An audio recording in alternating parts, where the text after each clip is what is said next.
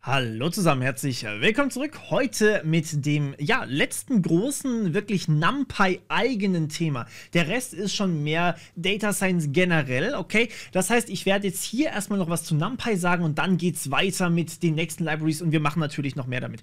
Der Kurs wird wachsen. Bitte nagelt mich nicht darauf fest, dass ich jetzt gleich am Anfang alles mache. Es wird immer mal wieder was kommen, je nachdem, wie groß natürlich das Interesse auch ist. Und wir hören jetzt hier mit NumPy exklusiv quasi in diesem Video auf. Denn wir wollen uns hier noch kurz mit dem Speichern bzw. Laden beschäftigen. Und das machen wir mit mehreren Funktionen. Es gibt verschiedene Möglichkeiten, Sachen zu speichern, Sachen zu laden.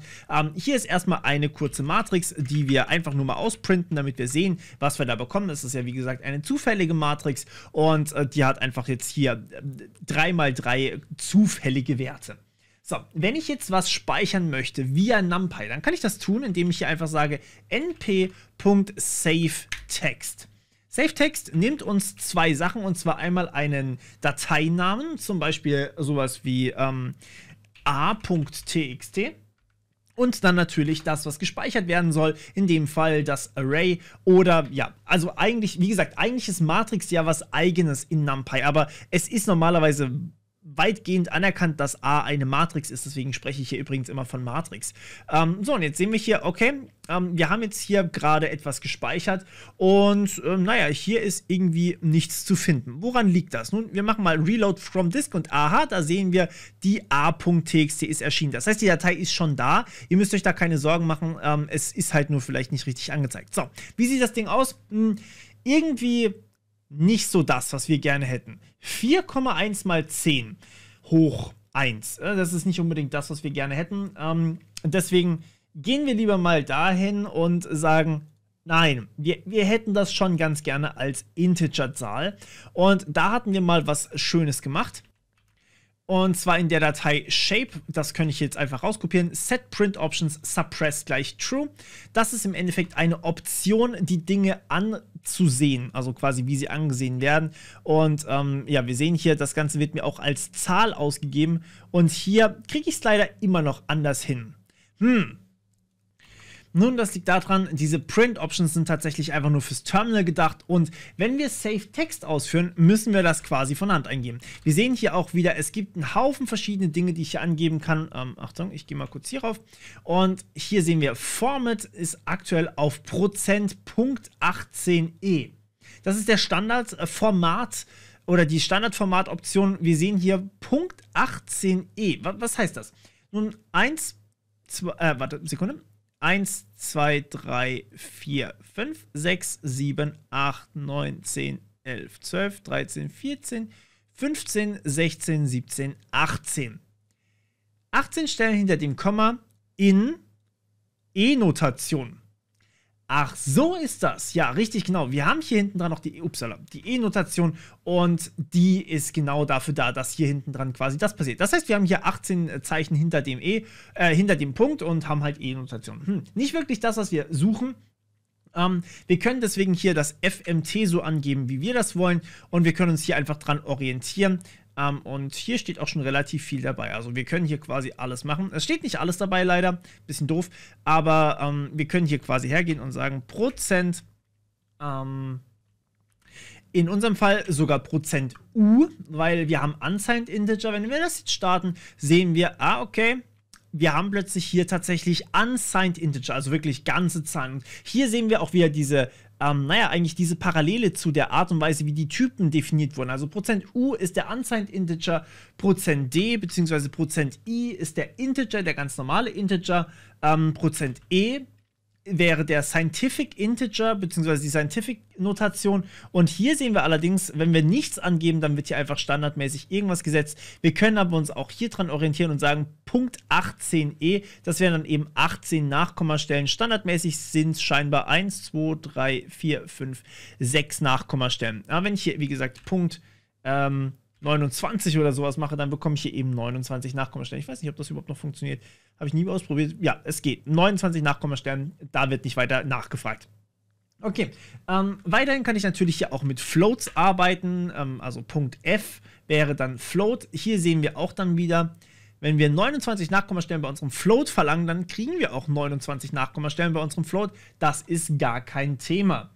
Wir können sogar Oktalzahlen mit %O reinpacken. Wir können Strings auch übrigens ausgeben mit %S und Hexadezimal können wir auch machen mit %X. Ja, in unserem Fall wollen wir %I haben, weil es sind ganze Zahlen. Und das ist eigentlich so ziemlich das Wichtigste hier. Okay, jetzt, was können wir noch machen hier, wenn wir irgendwas speichern wollen? Nun, wir können einen sogenannten Delimiter eingeben. Ihr seht, der Standard-Delimiter ist das hier, also Leerzeichen. Und das ist nicht unbedingt der wissenschaftliche Standard. Ihr kennt vielleicht sogenannte Comma Separated Value Files, .csv-Dateien. Die werden zum Beispiel von sowas wie Excel oder sowas auch erkannt. Das heißt, man kann leichter hin und her konvertieren. Man kann zum Beispiel seine Excel-Datei als CSV-Datei speichern und man kann seine CSV-Datei als Excel-Datei speichern, beziehungsweise in Excel öffnen. Und deswegen gibt es sowas. Und das machen wir mit einem Delimiter. Das heißt, normalerweise, ich persönlich bin großer Freund davon, immer ein Komma zu setzen, dann weiß ich, nach was ich trennen muss. Ich kann aber alles setzen. Ich kann auch sowas machen wie, Sekunde, sowas. Sowas? Nein, sowas. Irgendwas. Irgendwie sowas. Probieren wir es mal mit einem Add. Müsste eigentlich soweit funktionieren. Und dann kriegen wir hier tatsächlich ein Add zwischen den Zeilen. Macht, wie gesagt, nicht so viel Sinn. Ich bin ein großer Freund des Kommas. Dann, wie gesagt, haben wir diese CSV-Dateien. Das ist eine billige Alternative zu JSON, sozusagen. Also, die eher im Data Science bekannt ist. JSON ist ein etwas sperrigeres Format und nicht so komprimiert wie die CSV-Dateien, die wir hier haben. So, und damit haben wir eigentlich eine sinnvolle Ausgabemöglichkeit für unsere Matrix A gefunden. So, die Magie liegt jetzt natürlich nicht daran, dass man hier einfach Sachen speichern kann. Ich meine, ich kann auch einfach so in eine Datei reinschreiben. Die Magie liegt eher daran, dass ich nicht speichern muss, um es auch wieder zu laden. Ich kann auch einfach hier meine Matrix wieder laden, ohne irgendwas vorher zu haben. Kann ich einfach sagen, hier A ist gleich und jetzt einfach meine Datei angeben. np.load Text, also ich lade quasi eine Textdatei. Ich muss natürlich angeben, welche Textdatei, a.txt in meinem Fall. Ich muss angeben, ja, wobei, nee, lassen wir das einfach erstmal so. Und dann schauen wir uns mal a danach an. Print a und los geht's. So, wir kriegen hier could not convert string to float 22,3,27. Blöd gelaufen für uns. Ja, das ist schon richtig, denn das ist auch nicht so gedacht. Also es ist nicht so gedacht, dass wir das wirklich so wieder laden sollen. Wir müssen ja auch angeben, was da eigentlich drin steckt. Also in unserem A steckt ja hier offensichtlich das da drin, aber da ist ein Kommata drin und vielleicht nicht unbedingt das, was wir erwarten würden. Das bedeutet, hier muss selbstverständlich auch der Delimiter angegeben werden mit einem Komma. Und dann bekommen wir das hier. Das ist schon näher dran an der Realität. Wir haben jetzt hier allerdings unsere Matrix A aus Versehen konvertiert in eine Float-Matrix. Ist an sich nicht schlimm, denn ja, wir haben hier wirklich unsere Matrix wieder. Also wir haben unsere normale Matrix von gerade eben wieder. Wir haben auch dieselbe Struktur. Wir haben hier die Liste, Liste, Liste und das alles in einer Liste. Das hat funktioniert. Fehlt nur noch der D-Type. Der D-Type wird jetzt hier mal auf int 32 gesetzt und, beziehungsweise numpy.int32 meine ich natürlich. Und wir schauen mal, was dann bei rauskommt. Und wir sehen, tada, wir haben wieder unsere Ursprungsmatrix zurückbekommen, indem wir sie einfach geladen haben. Das ist eben die Magie, die wir hier durch solche Sachen haben. Und ja, natürlich, das ist jetzt eine kleine Matrix, aber das funktioniert selbstverständlich auch mit sehr großen Matrizen, falls ihr irgendwann mal mit wirklich großen Datenmengen arbeitet. Das geht ganz gut. Okay, NumPy stellt euch noch separat was zur Verfügung, das möchte ich euch noch auf dem Weg kurz mitgeben. Allerdings werde ich das hier nicht ausführen, ich werde euch auch gleich sagen, warum. Jede Matrix A hat zum Beispiel eine ToFile-Funktion und diese ToFile-Funktion, die könnt ihr auch verwenden.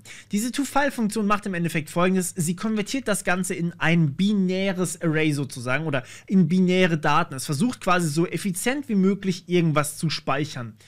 Jetzt, warum empfehle ich euch das nicht? Erstens mal, es ist ein bisschen komplizierter zu benutzen. Ihr müsst quasi binär lesen und schreiben, das ist jetzt nicht so schlimm. Das Problem ist eher, dass es nicht systemkompatibel ist mit allen Systemen. Das heißt, wenn ihr teilweise diese binäre Datei dann irgendwo hin kopiert, dort dann öffnet, dann kann es passieren, dass es anders interpretiert wird. Das kann euch bei Load-Text so nicht passieren in dem Sinne.